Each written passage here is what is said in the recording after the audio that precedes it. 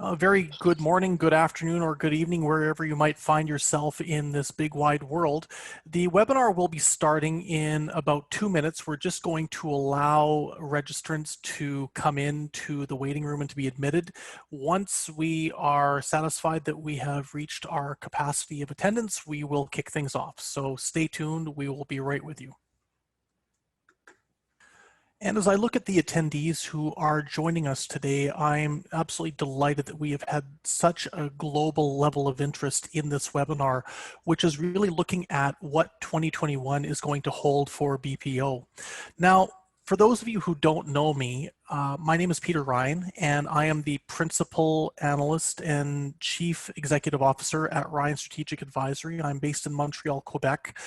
I am absolutely delighted to be with you today, and I'm so excited to be hosting what I fully expect will be a very lively group of individuals who are going to be able to provide their thoughts in regards to what's going on right now as we finish up. I think what we can all agree is probably been a very disruptive year for outsourcing delivery as well as every other sector. And certainly looking to try and find out what their thoughts are in regards to what 2021 is going to hold in terms of how outsourcing is going to take shape, how BPO is going to be delivered. Certainly, we are not without talent today. This is a great group of people who have taken the time to join us. And what I'm going to do now is ask each one of them to introduce themselves, their organization, and maybe give a couple of thoughts before we dive into the discussion and the debate about what some of their key facets that they're going to be looking for in 2021 for outsourcing delivery. So I'll start with Ann Bibb, who joins us today. Ann, great to see you. Thanks, Peter. As Peter said, my name is Ann Bibb. I'm the managing partner for Remote Evolution Corporation. And we are a management and advisory consulting firm that partners with our clients to help them determine the future of work strategy. We work with startups, but we specialize with medium and large global corporations to help our clients determine their go-forward strategy by facilitating a view of their organization, inclusive of people, process, and technology, all the way from strategy to implementation. We really help them to determine what they want to do with regard to their remote, hybrid, or work from anywhere strategy. Really, I'm excited to be here today to talk about how the future of work is going to be impacted in the outsourcing industry going forward. We've seen a big impact, how the pandemic has impacted the outsourcing industry with regard to mental health, employee engagement, employee experience, and how it's impacted clients going forward. So that I'm really thrilled to be here to talk about that today. Thanks, Peter. No, thanks very much, Ann. And correct me if I'm wrong, but you're based in the greater Dallas area? I am, the Dallas-Fort Worth area. Wonderful. That's great to hear. Well, moving a little bit further north in the Mid-Atlantic, we'll pass the baton over to our next panelist, Mr. Stephen Lloyd, who certainly for many of you on the call will need no introduction. But Steve, for those who do, I'll let you tell us a little bit about yourself and your organization. Thank you, Peter. It's great to be here on Tuesday morning. I think it's Tuesday.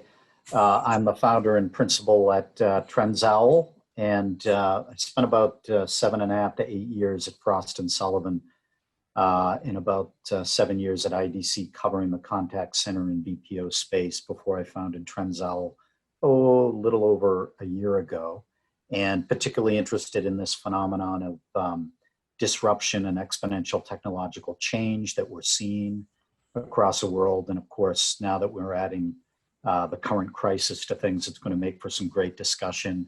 I'm based here in Northern Virginia, originally from Boston, which I'm sure is a good segue over to Keith. Very good, very good. Well, it's nice to see that you're covering a lot of territory. And Steve, you and I have been, I think, traveling companions on many occasions at different BPO events and different sites in different parts of the world. So getting your insights is going to be very important today.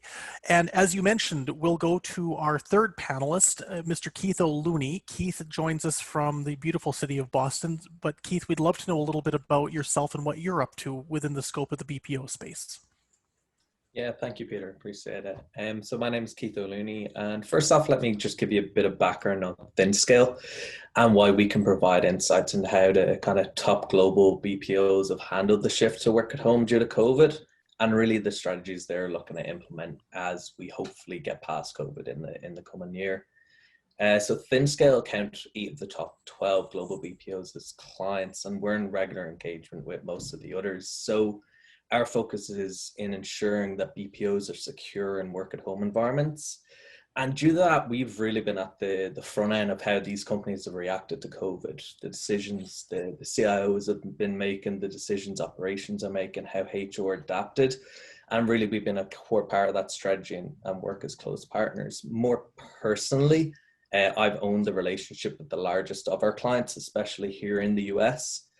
And I'm just going to look to share some insights about myself and the team have generated in the past year, having working closely with these companies, and kind of share where we're seeing the industry going based on kind of those industry leaders and also some of the more innovative BPOs.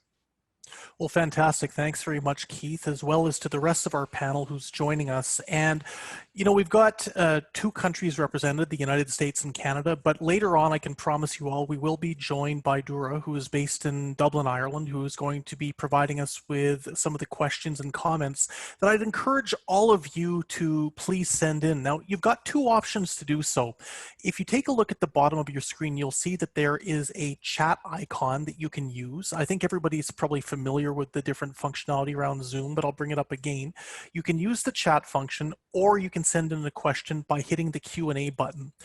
Don't be shy. We want to hear what your comments are. We want to hear feedback about what the panelists are saying. We want your questions. We're very fortunate to have Anne, Steve, and Keith here. Some tremendous mind share that collectively they bring to the table that I know that they would like to be able to provide their thoughts around if you had any burning questions about perhaps what we've been seeing the past several months, but more importantly, where the industry is going to be going in 2021 and beyond. So as I say, don't hesitate, use the Q&A icon, use the chat button. We would love to find out what your thoughts are. But maybe talking about thoughts and kicking things off, Keith, one of the things that I've experienced as an analyst that I've never seen in my time covering BPO in nearly 2 decades is the fact that there has been so much disruption when it comes to customer experience management in terms of the delivery of CX, whether it's on the in-house side or the outsourced side. And maybe we could kick off with you, if you could talk a little bit about, from what you've been seeing, about the industry adapting to the pandemic. What's the industry done from the perspective, particularly of BPOs? How have they handled this whole challenge when it comes to COVID-19 as it relates to delivery for their clients, and more importantly, the end users of their clients? Yeah, for sure. Thanks for the question. What I've seen is largely the industry as a whole has largely taken a pretty similar approach, with the exception of probably some of the top guys. What you largely saw was people just taking what they were doing in the contact center and shifting that home, moving the equipment home, moving the agents home. And it's largely kind of run the same, with some minor changes largely around kind of training and moving that to kind of a remote approach. What I would say, though, the top people have done, the more kind of innovative companies have done, and the reason you're seeing them really develop and take over a lot of market share in the last while, is that they've kind of done 2 things. One is really their ability to take on new clients and not be reliant on just kind of hiring locally, but also being able to rapidly expand and take up employees wherever they are. And the big reason that they've been able to do that, from what I'm seeing, is that they already had work at home programs in place. Now, most of them would have been only regionally, maybe most of them in the US, but what they were able to do was take those work at home programs, expand them globally, and then just basically put the foot down and rapidly expand them. And they're built to be flexible. It's not just one solution, one approach. There's been a lot of different ways that they've been able to do it. You see TP with Cloud Campus, T-Tech with Humanify, Sykes Home, etc. So that's kind of one big differentiator they've had. It's their ability where they went from 10 to 100, rather than trying to figure out how to get from 0 to 10. I think now the rest of the industry is starting to catch up there. But that would be a big one. The second one would be really their access to talent. So they've had this ability to not just be hiring locally, not hiring just wherever their contact center is, but they've been able to look around and say, what is my requirement here? What are the needs that my clients has? And start hiring globally, not based on geography, but based on skill, based on the talent, and based on the quality of the people they're looking for. So I'd say they're kind of the two big differences I've seen between kind of the standard industry and then the kind of people at the top. Well, that's really good insight, Keith. Thank you very much. And one of the things that strikes me is the fact that when you take a look at 2020 and compare it, say, with 2019, which I think we can all agree was a pretty good year for outsourcing, it's really been like night and day. And there's been so many differences and changes in terms of business models. And you highlight the work at home approach, which I think everybody on this discussion will probably concur has been really the story when you're looking at BPO delivery over the course of the past several months. And I'm taken by the fact that we're the 1st of December. I don't know where this year has flown by from, but what I do know is it's not just for the BPOs themselves, it's not just for their clients, but certainly from the standpoint of agents. That has been where there's been a lot of shift in terms of how they've had to adapt the manner in which they're delivering customer experience. And I'd like to throw the baton to you for this one.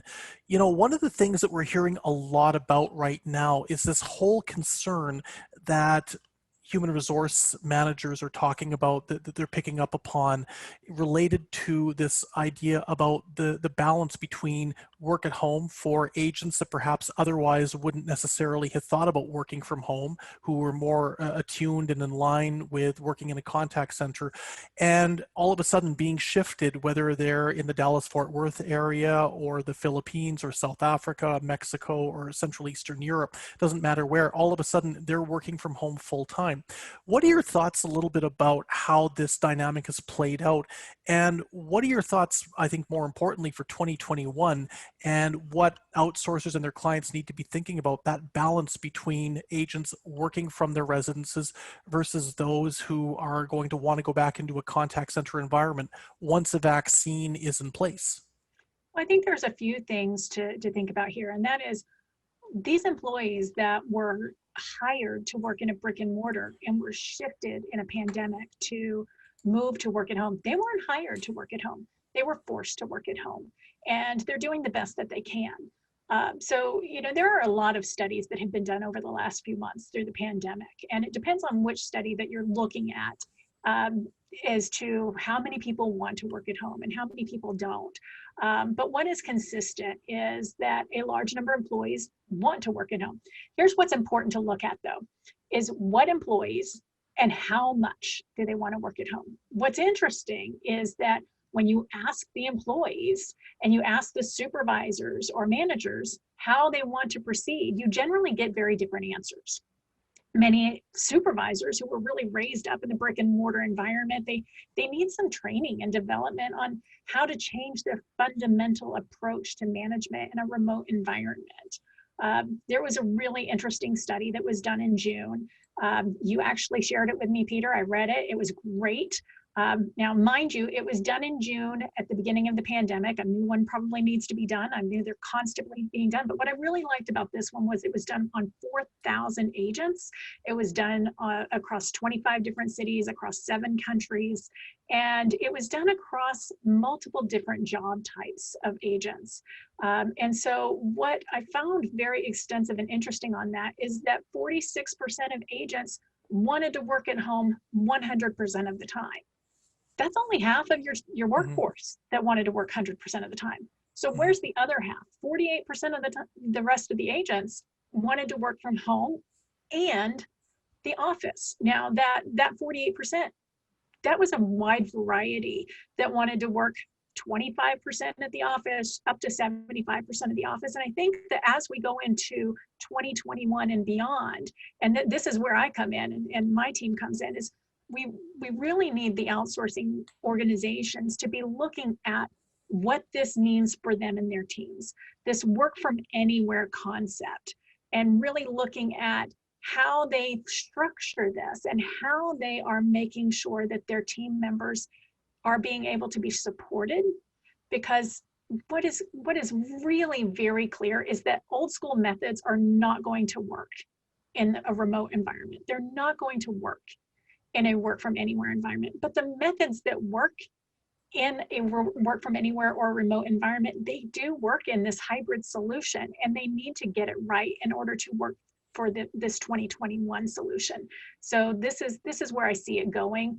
And the outsourcing team needs to identify where their employees want to work and how they can be successful here. And I think you're highlighting something that's really interesting, Anne. I'm going to stay with you for just a second here. And that's the whole concept that we were seeing the death knell of the contact center, that the physical contact center was going to effectively become obsolete in a post-pandemic period. Would you say then, going into 2021, outsourcers would need to plan for certainly at least some of their workforce to be coming back into physical capacity, while others will choose potentially to be staying working from their residences, at least part of the time? Absolutely. I think that, especially as you're looking at your larger outsourcers, it's very simple. It's very easy to do essentially a remote first organization as a startup.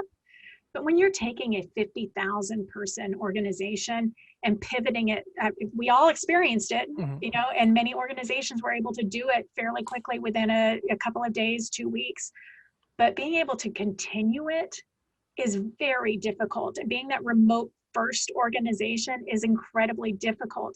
Being a hybrid or being able to pivot and have those office locations is a much more strategic and able to go forward and in that go forward strategy for these larger organizations.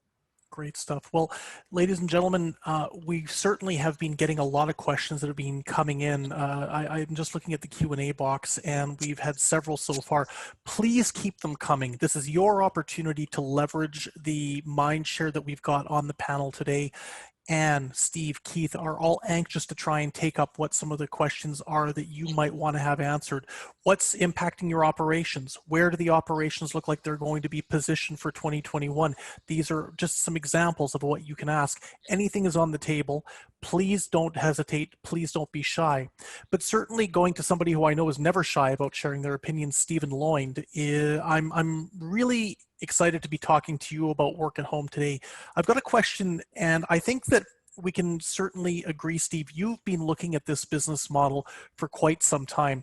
In fact, I recently found a reference to you from a 2004 article in, I believe it was the New York Times, where you were quoted working at an analyst house that you were employed with about work at home as a burgeoning business model for customer experience.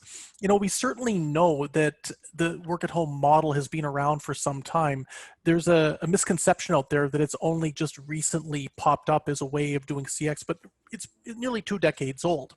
From your own experience, Steve, how have you seen the acceptance of work at home as an established and accepted way of performing customer experience functions evolve over the course of 2021? What are your thoughts on where it's going into, in 2020, and where is it going into in 2021?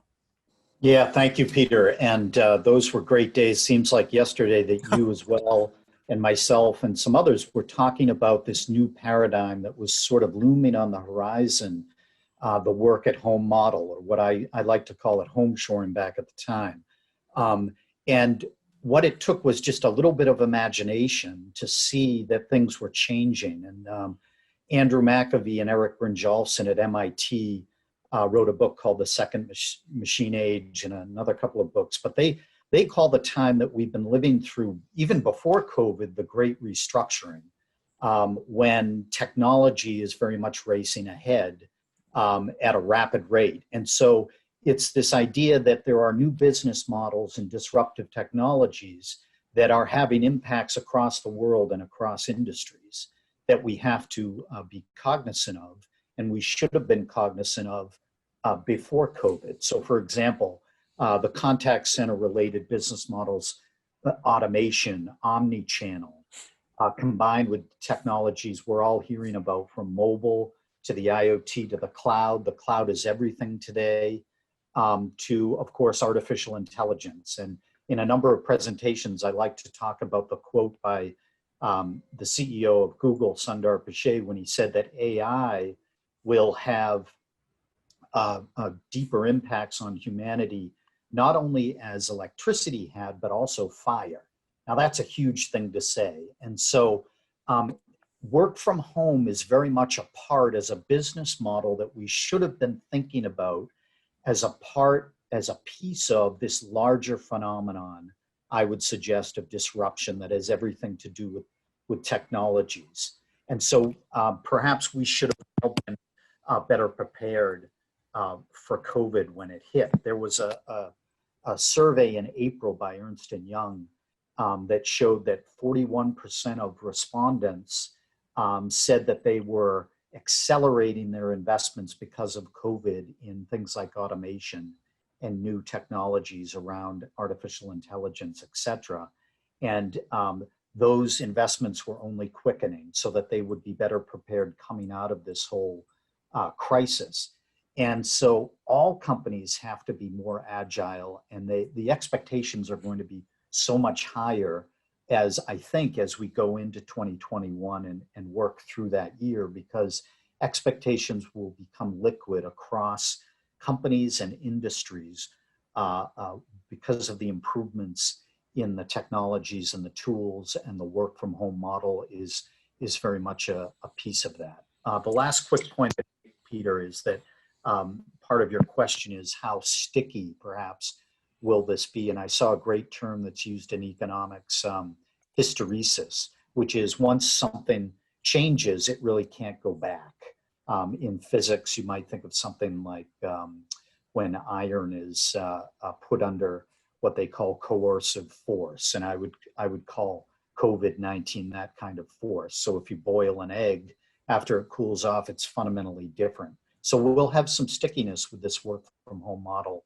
I think Anne agrees, and I agree, and you agree. What those percentages will be, we don't quite know yet, but it's going to be very interesting to find out. Well, great, thank you. And Steve, I want to stick with you for a second here, because you brought up the issue about business models. And for those who don't know the work at home aspect, or the way work at home actually can facilitate customer experience, there's a perception that there's just one way of doing it, that everybody just works from home. But the reality is that over the course of your career, and certainly my career as analysts, we've both written extensively about two different approaches. One would be the distributed model, the other would be hub and spoke. Do you have any thoughts about the pros and cons of each, and any sense about which model might end up being more popular in 2021? Well, I think that, it's a great question, Peter. It's going to depend on the specific situation. It's going to depend on the relationship that's taking place between the enterprise, what industry they are in, and then what kind of advice and consultation are they getting from their outsourced provider. And the provider hopefully is going to be able to advise them on, listen, this is the best method that we feel in our experience you need to use. And so, we've done a couple of webinars now together, Peter, where we've talked with, there's everybody from the big BPOs to the smaller ones have encountered this crisis in very similar ways, but also some have reacted differently with different nuances, some better than others. And to go back to an earlier point that we made, some of the providers were getting into the work from home model earlier than others during the 2000s. And so probably you want to talk to the providers that have made this types of mistakes and had the experiences where they're going to be able to act as, in effect, consultants to the enterprise. They've made all the mistakes. They've tried both models that you've cited, and then they can bring to bear that type of intellectual capital. So that's kind of from a very high level without digging in too deeply. But it's really the theme that I would say is you need to depend on the expertise of the outsourcing providers that you're working with, and then some of the other technology companies and partners that you're also working with are going to be able to bring that type of advice to bear. Great. Well, Keith, I want to go to you now for a question before we wrap up. Maybe, and before I do, I just want to highlight the fact that we've still got lots of questions coming in, and we're going to be getting to those in the next couple of minutes. But Keith, I'd love it if you could give us your thoughts for what you're going to be looking for in 2021. What do you see as the key trends that any BPO professional or any client of a BPO should be looking for? So we'll start with you, and we'll then pass on to Anne, and we'll finish up with Steve. If you can sum it up in 1 minute or less.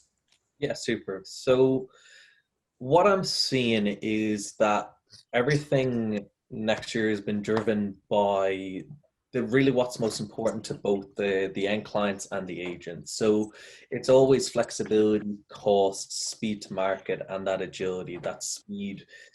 What you've seen up to now is everyone has stayed in the contact center because there was a fear of security, there was a fear of a loss of control, and there was a fear that there'd be a drop in productivity. What you've seen is that COVID has, one, from a standpoint of control, the BPOs have been able to address that with solutions they've introduced, like Concentrics with Secure CX, so they can see who's actually at the computer when they're working. From a productivity standpoint, you're actually seeing productivity improve during this time when people are at home. And from a security standpoint, you're seeing vendors like ThinScale come in and really ensure the security of these environments. So as those have been kind of addressed, I think where you're seeing most companies plan for next year is a bit like Anna was saying, not just planning to move to a work at home, but planning for a move to a work from anywhere, to be more agile, where they're not reliant on a contact center, but they have the ability to move back and forth depending on where the jobs are, where the contracts are. They have and really they can move based on what the agents are looking for as well, because what you find is the better agent experience is going to lead to a better customer experience. And the key thing, like Anne was mentioning earlier, that agents are looking for is that flexibility. It is the ability to, okay, I do want to work in the office sometimes, but I want to work from home another times. So I think as you move, I think it's pretty obvious we're moving to a work from anywhere approach where it'll be a mix. And it's all these companies I'm seeing are building technology platforms in order to be able to have people to work from regardless of location. It's been built with the assumption that they can be hired from any one of the options. So I think you're going to, between that and then what that opens up is the ability to be a lot more flexible in other areas as well, and that is really leading into more of an embracing of gig, or at least in the direction of gig, where things are much less long-term contracts, much more kind of, maybe not to the Uber and the Lyft edge of it, but more kind of 6 months, 9 months, up to a few months as it suits, more kind of a freelancer and Upwork type of model is kind of what I'm seeing. Great, thanks very much for that, Keith. And Anne, I'll flip it over to you. So if you could sum up 2021, what's it going to look like for BPO delivery in 1 minute or less? I will try. I will say, I agree with everything that Keith said, but I'm going to expand on it a little bit. In that, I think that the reason that work from home has become more accepted is that everybody was touched by the pandemic. Executives have had to live the life of the agents and have experienced the troubles and the everything that from tech problems and everything there. I agree with the gig economy to a certain extent. Only in certain geographies. I think that in many geographies, it won't be as accepted as say, in America, and things along those lines. I believe that in 2021, organizations that were remote first, i.e. the Arises and things like that, will continue to push that work from home first, and they will continue to move forward along those lines. However, the organizations that were not work from home, they'll continue to move forward with that work from anywhere, and work from anywhere not being work from anywhere, work from Starbucks, work from wherever you want. However, we need to pivot on a dime, because there was a hurricane that came through there. People lost power in the Northeast suddenly, and we need people to be able to go somewhere. Just that ability to be able to move strategically, to be able to take care of our clients, because a pandemic swept the globe. So that ability to work from anywhere as needed across our organization I believe that is where organizations are going to be going forward from an outsourcing perspective. Thanks very much, Anne. Steve, over to you for your final thoughts before we get into our very exciting Q&A session. And it looks like we've got a lot to talk about in that. Thank you, Peter. I'd quickly say that it's a changed world. And I think Mark Hillary, a colleague of ours, has made this point before. From my perspective, there's an article in the New Yorker from May about these special pathogens, they're called, that are zoonotic, that are becoming more common in the world. As we encroach on nature more and more, we could have a COVID-20, a COVID-21 in the future. Organizations have to be more flexible. It's almost part of the structure of the modern world as humanity encroaches more and more into the natural world. So keep that in mind. I'd leave you with 4 quick emerging trends. Number 1, agility, the need to be an agile and digitally transformed enterprise, of which the work from home model is very much a part. This world of digital flux and fast changing technologies, it's part of that fabric. Number 2, I'd suggest that streamlining information in a world of digital flux and change is going to become imperative. I just wrote a piece for AOT MP Insights magazine that'll be out in December in the telecom space to talk about this.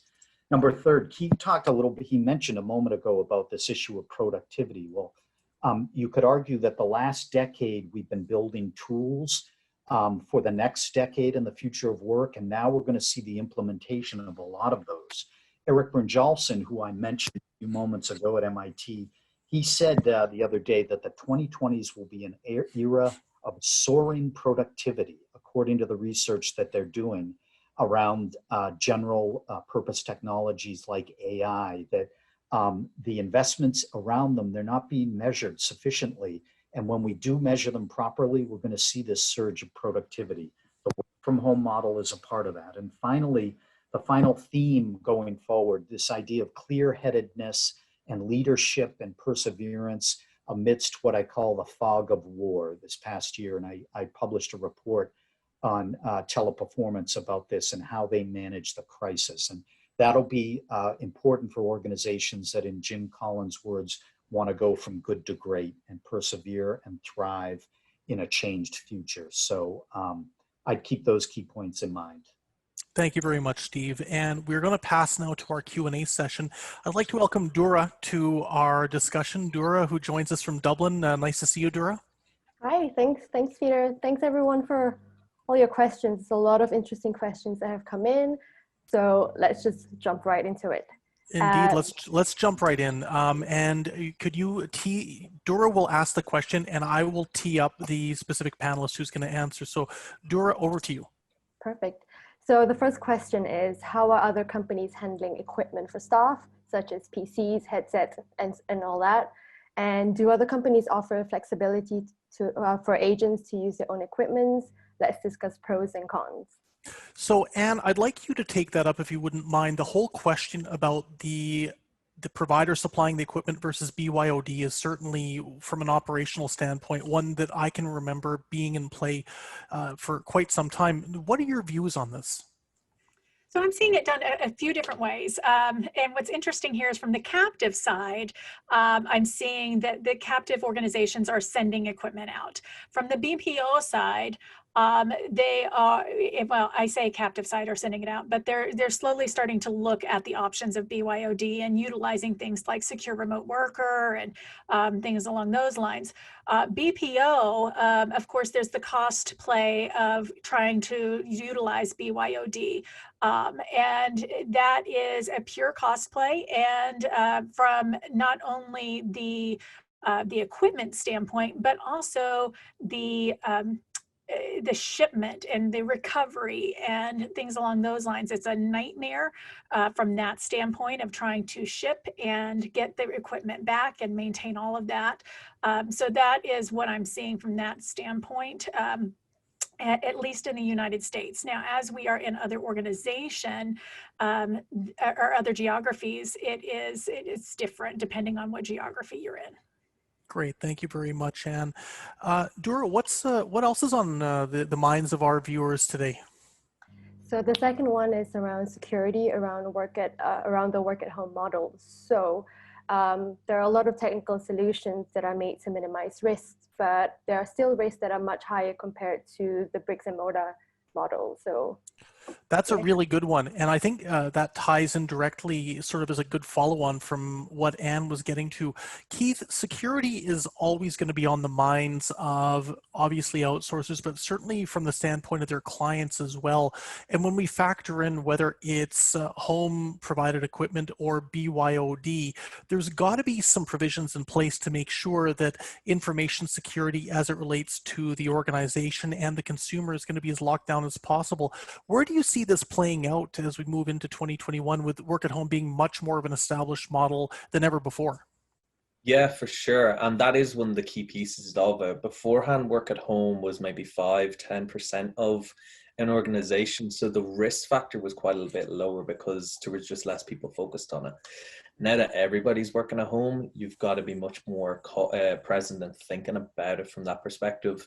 What you see is it comes from a few different areas. One is the physical environment that they're in, ensuring that it's the correct people that are working from the computer and making sure basically the agent doesn't pose a risk to any of the data being kind of used or shown to them. And what you'll find is people are taking an approach of kind of a mix of technology where you're seeing different things like making sure credit card data isn't actually in front of the agent, where the person on the phone is actually saying it to typing it into the system so they're not familiar with it. Other pieces ensuring that any data that is viewable on the screen, that it can't be stored locally on the computer. We come across some really interesting ones where you'll have agents working on a company computer, but and it's just about making sure that they can't actually extract that data from the system. And then the other is around making sure it's the right person, like I mentioned earlier. What you're seeing is that not just technology isn't just the only answer to it, but you also got to look at changing how your people and your processes work. So it's one of the best approaches I've seen is people moving more to an always on camera approach. And you have to get the supervisors, like we were speaking about earlier, more encouraged to actually be engaged face to face with the agent, even if it is remotely. Just because it's jumping in through Teams or Zoom or whatever doesn't mean you can't do that same, you can't carry out that same initiative basically remotely. So yeah, in terms of where it's going, I think that people are figuring it out. We're getting to a point where you're seeing a lot of the end clients, a lot of the buyers coming to the BPOs, using them as a source of information for how do I achieve these different things. And they're coming at it from different angles. Part of it's data, part of it's ensuring that the employees aren't doing things they shouldn't be doing. So yeah, that's kind of the direction I'm seeing, is that you're getting to a point now where it is becoming quite a bit uniform across the industry, where people are really getting their hands around it, and both the buyers and the BPOs are getting quite a bit more comfortable with the environment. Okay, great, cool. Now I know, Dora, we've had a question that's come in about gig. What are some of the thoughts around that? Yeah, so it's what future do you see for the gig economy in the customer care environment? This person who asked says, we have seen some small ideas starting to scale, but wonders what all of you thought about the future of gig looks like in this area. Well, I'm going to ask Steve to cover off this gig one, because I know we've got a couple of other questions that we want to get to. For the sake of time, I know, Steve, you've written on gig and you've certainly spoken about it. Where do you see the gig economy playing out in a CX context? Great question. And in limited time, the point that I'd make, Mark Hillary just published a Gig CX. You can find it on Amazon, and it's worth a read. I mean, that's a great overview of what's happening. Second quick point I'd make, guys, is this gig phenomenon is very much a part of the disruptive theme that we've been talking about, and that I'm particularly interested in. So think about what an exciting time it is for BPO providers. They're all trying to adjust and change and shift at a time of exponential change. I mentioned teleperformance, and I talk about this in the report that I published, but also think about IBEX. They went public this summer on NASDAQ. They talk a lot about BPO 2.0 and how they're working with a lot of new economy type firms. Think about Concentrix. Just today, they listed on NASDAQ. You can see the announcements. They too, here's a big organization with billions in revenue, and they're shifting in time to try to adjust to phenomenon such as gig CX and a lot of the disruptive technologies we've talked about. So this is, it's been a difficult year, but for the optimists among us, and there's a book by Peter Diamandis, Abundance, The Future is Better Than You Think, and I think he just updated it. When we come out of this, we're going to be smarter, we're going to be more agile, and the advances that have been made, I believe that Eric Brynjolfsson and others are onto something. The bursts in productivity are going to bring us to a new place. It's going to be an exciting time, I think, the next decade, I hope. Awesome. Okay, well, cool. Well, gig certainly is going to be a topic for, I think, a lot of CX professionals and BPO executives to be discussing. But I do know that we've got some other queries that have come in. Dura, what else is on the minds of our very kind attendees today? Yeah, so the next one is, what is the average recovery rate for equipment that is shipped out? And what are others trying to do to improve those numbers? Now that I think is a really interesting one because of the fact that work from home for so many different organizations is a relatively new thing. And I can see you smiling. You had to know I was going to direct this question to yourself. Obviously, what can organizations expect in terms of recovery rates and making sure that any equipment that is sent out is returned in good order? I think it really it is very dependent on the processes and procedures that they have in place internally. I have seen very successful rates of 85 to 90%. I have also seen absolutely horrendous recovery rates of closer to 50 to 55%. So now take into consideration additionally that I see situations where agents are off the phone because their equipment is not working. And so they are then sending equipment back and waiting for somebody to ship them a new one. And then they get something, or they're missing a cord or something along those lines. So that whole shipment of equipment can be a complete nightmare if you do not have the proper procedures and the talent in place to make sure that it is working appropriately. There are organizations that can handle it for the BPO or for the call center itself that can take that entire piece away. They actually even go into deliver it to the agent and set it up, completely remove all of it. But that being said, it can be a nightmare or it can be completely simple. Great. Well, thanks very much. Now, I know that we've got a couple of final questions we're going to go through because we're running to the end of our time limit for today.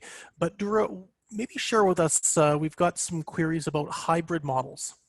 Absolutely, yeah. So the first one is, what do you see the next normal being in 2021 in terms of the mix of B&M and work from home? Because 100% of work from home providers have had a busy year, and it's expected that it will be just as busy the next year. And what he's seeing is that with this hybrid approach that's being embraced by traditional B&M vendors, there are still some bankruptcies due to lockdowns and even more like that. So that's Great. the first question. Yeah. Okay, perfect. Well, Keith, what are your thoughts about that in terms of what we're seeing with some of these more balanced or hybrid delivery methods? Yeah, it's a bit like Anne was saying earlier. It's a mix depending on the company and the industry they're in. What is common across all of them is the acceptance that it's not going to just be work at home. It's not going to be just work in the center. It's going to be a mix of kind of the two plus a middle ground in between. And it's all been driven by flexibility and the demand realistically for flexibility from agents to be able to, just like every in other kind of knowledge worker areas, that they just want to, they're looking for that much more flexible approach to working, which is leading to, like we were saying, better productivity from them around that. In terms of where it's going to end, my sense of it so far, and I think it is still TBD, is that it's going to be a pretty even split between fully at home, fully in center, and that middle ground that we're seeing. But again, the important piece, like Anne was touching on, is that a lot of what the bigger companies are doing is they're designing systems that work in all three situations. They're designing processes that work in all three. They're designing training so that you can onboard people regardless of what the setup is. And yeah, I think rather than we're still looking to figure out where it's going to end, but irregardless where it does go, you should be planning for systems that work in all three different scenarios. Great stuff. Well, operationally, I think you're spot on in terms of what you've provided us here, Keith, with your answer. But I do know that we've got another question around hybrid, which relates a little more to culture. Dura, what was that question specifically? Yeah. So how do you think a company can establish and maintain its company culture with a hybrid solution? Now, that is a very, very classic question, I think, because of the fact company culture is played in so much to how organizations are able to get the best out of their frontline team, whether they're working digitally or providing voice support. So, Steve, I'm going to ask you if you could pick this one up, and then Anne, I'll ask for your feedback, and then we'll wrap up our session today. So, Steve, go ahead, please. Thanks, Peter. I guess the thing that hits me, another book recommendation is Tom Peters' came out 2 years ago or so, The Excellence Dividend. And the point being, when you talk about company culture, you need leadership, it seems to me, that are going to do what Peters would call aggressive listening to their employees. And they need to understand where they'll thrive and where they might need some work. Anne mentioned the survey, I think it was the Fifth Talent, Brian Kearney and others produced, which is fantastic. And they look at some of the, maybe not to be overly dramatic, but the existential, sometimes loneliness that some might feel at times working from home. Some of those types of challenges have to be dealt with through a smart culture and through smart leadership that are communicating with their people as your organization continues to adjust and become more agile and flexible to deal with all of the rapid changes that are going on today. So that's a book that I would highly recommend to everybody, not just leaders, but also agents who aspire to work up the chain as well. Great stuff. Anne, maybe throw in your 2 cents on this, please.